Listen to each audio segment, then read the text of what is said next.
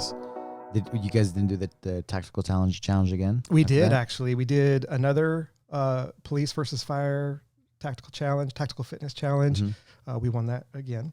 And then he actually set up another kind of challenge, and this was more related to recovery, right? So he set up all these different stations. We were kind of studying work and rest and recovery for firefighters specifically.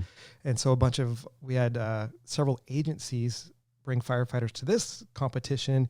And the beauty of it was, it wasn't just about who can go the hardest, fastest. It was who could recover fastest, because you had to bring your heart rate below 80% before you can proceed to the next challenge. And it was just a game changer. Like, everyone's like, what are you talking about? Go big or go home. And it's like, no, work smarter, not harder. And it was really cool to see how that turned out. Yeah.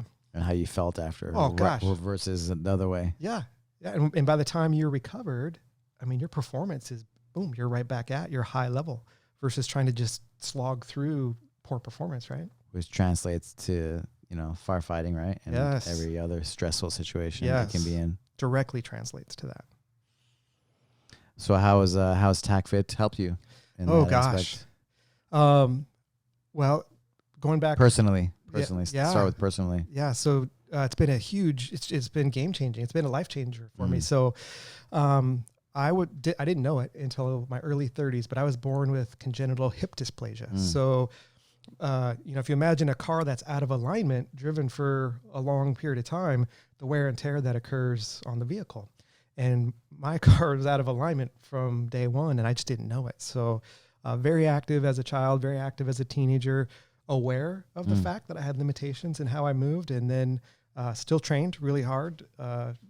My early days was just really into heavy weightlifting and bodybuilding type stuff, not really into any stretching or recovery or anything resembling that.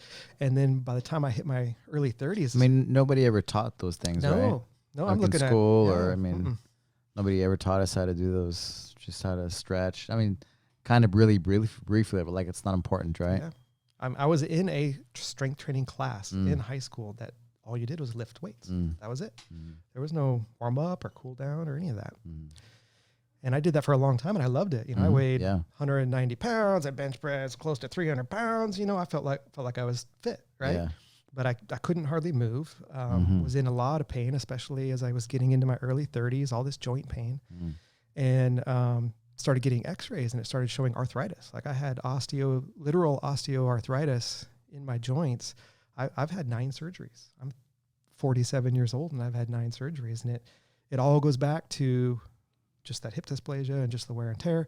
So I met Scott Sonnon, like I said, 15 years ago, and really started, okay, I'm ready to do something different, because what I've been doing isn't working, and it's not sustainable. Like, it just isn't. There's too much pain, and I'm not getting better. I'm getting worse. And so really embraced going all the way back to the early FlowFit videos. Like, I remember being in a room with his DVD of FlowFit, and I'm going through, I'm like, okay. And I had real movement limitations. Like, it was very obvious to me that I was not moving well at all, but I just stuck with it. So that was after you met him? You started going to the DVDs? Yep.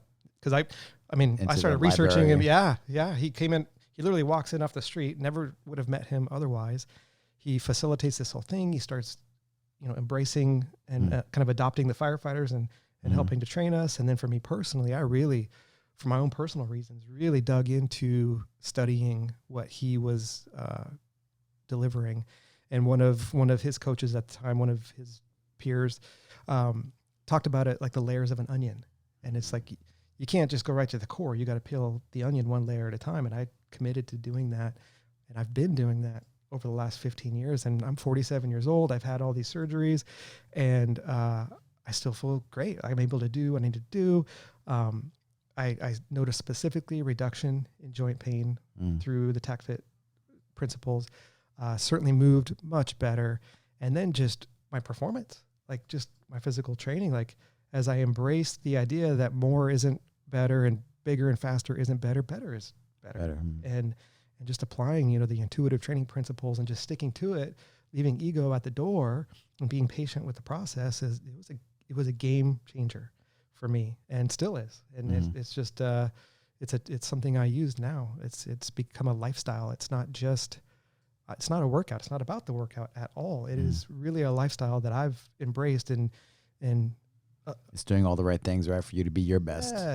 Yes, absolutely. In everything that you do in life, right? Yeah, because you start looking at how do you get better in your physical training? Well, how do you get past just the physicality of it? Well, you stay hydrated, you eat well, get your sleep. There's just so much that you can apply to that the ripple effects, it affects everything. It affects your relationships. It affects your work. If you feel good, it just has a positive impact on everything.